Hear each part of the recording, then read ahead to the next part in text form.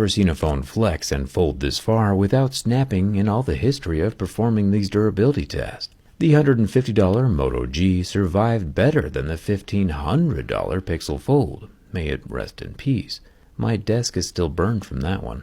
Anyway, the nice thing about plastic backs is that they come off in one piece. And we can see that the bend in the phone happened right between the battery and the motherboard.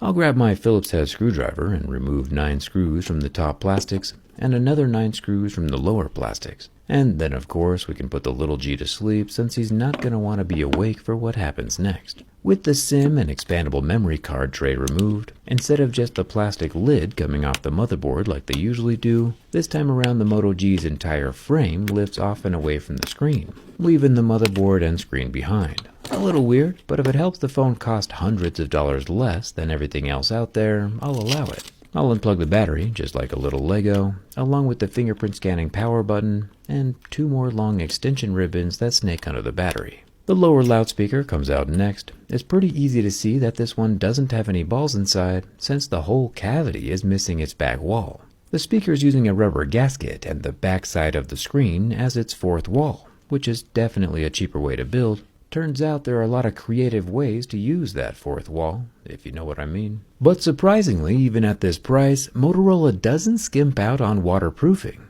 There's not an official IP rating on the Moto G, but it still has the same watertight mesh screen over the loudspeaker opening and lower microphone mesh that we see in a more premium IP68 watertight flagship.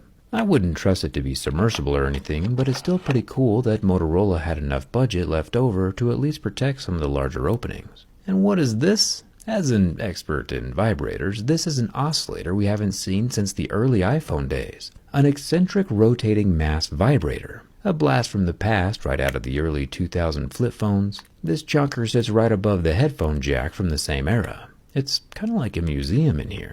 The 30-watt USB-C 2.0 port and headphone jack both have rubber gaskets that surround the ports. I assume these also aid in the water resistance. I'll move back up to the top end of the phone. The small 2-megapixel macro camera unclips just like a little Lego. This guy does not have any optical image stabilization. I'll unclip 2 signal wires and lift up the motherboard. We see plenty of blue thermal paste on the backside. The motherboard is using the metal midframe of the screen as a heatsink. Then we have the main 50-megapixel camera, which is probably embellishing his resume a bit with those numbers. He comes with no optical image stabilization either, which is a bummer. Another bummer is that Motorola has glued in their battery. I'm definitely not a fan of this move. I'll add some isopropyl alcohol to dissolve the adhesive and help myself not explode. The only reason I'm going to give Motorola